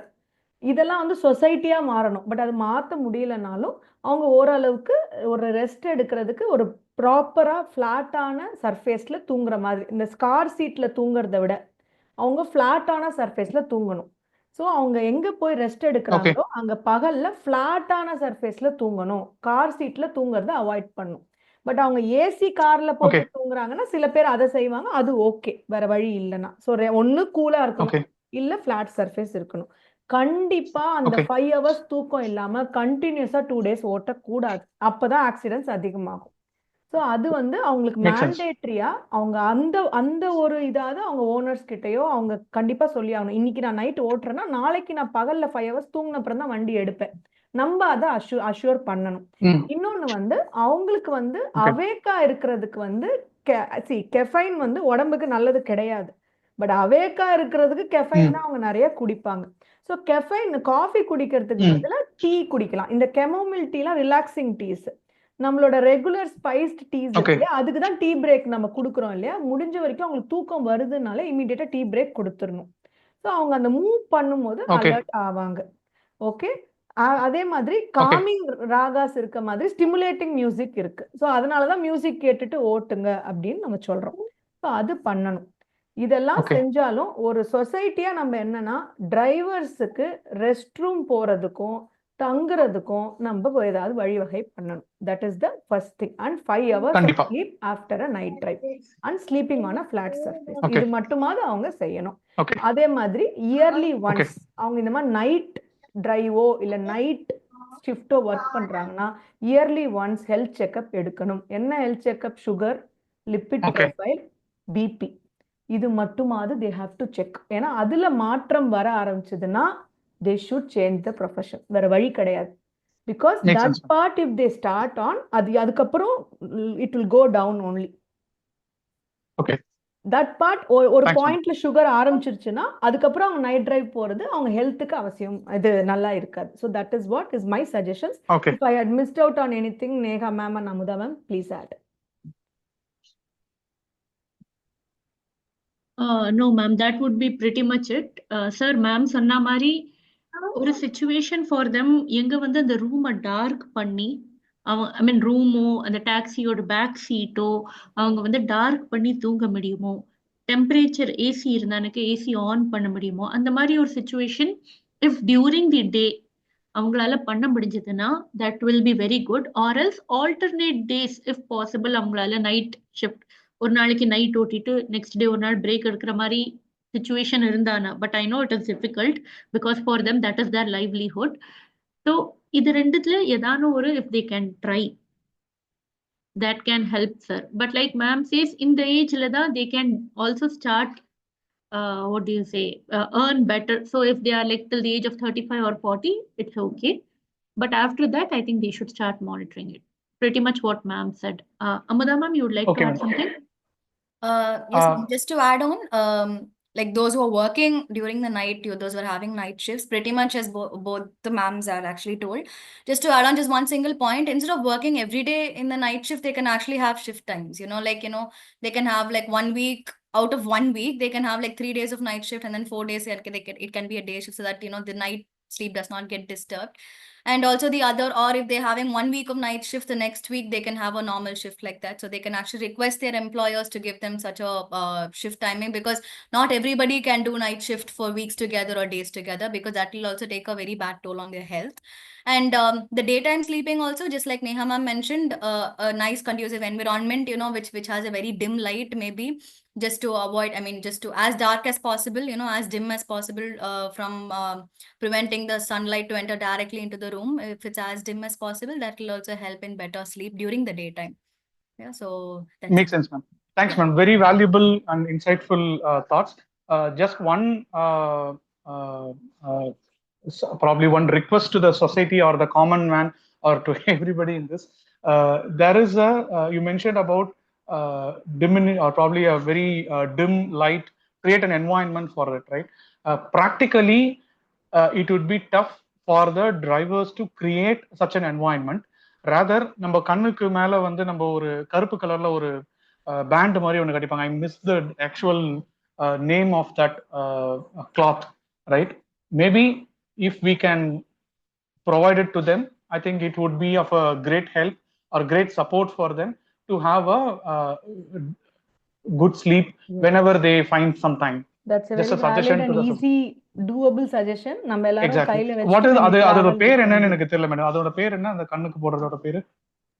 I think it's called as eye mask. I'm not sure. Eye mask. Okay. அவ்வளவுதான். Yes, eye mask. Correct. Black color eye mask could be like 40 rupees or 50 rupees. அது வந்து maybe we can give us a thing to Definitely. them. That's They a will good probably suggestion. use it whenever ஆனா நீங்க தூங்கும்போது நீங்க மத்தியானத்துல தூங்குறீங்கன்னா அது கண்ணுல போட்டு தூங்குங்க அப்படின்னு சொல்லி we can probably give them. நம்ம இவ்வளவு டீடைல்ஸ் அவங்களுக்கு கொடுத்தா அவங்களுக்கு அது ஏத்துக்கிற மனப்பக்குவத்துல இருக்க மாட்டாங்க. Definitely. That's a very nice and very, Eye very mask. valid Okay. suggestion. Yeah. Thank you, madam. Sorry if I disturbed the flow, ma'am. Not at all. Not at all. Thank you, sir. And others also who have told in the comments. Yeah, Ma'am, follow and routine. we have added the YouTube link for the ragas in the chat box, so those who want Very can nice. just make a note of Very it. nice. Very nice. Thank you, ma'am. Sure. Thank you. So with this, we will end the webinar. Namaste, everyone. Thanks to everyone for joining the webinar. If you have any queries, please feel free to contact us. Namaste. Thank you, Namaste everyone. and I wish you a very happy new year. Thank you. Thank you all. Bye. Namaste. Thank you, ma'am. Namaste all. Thank you, ma'am.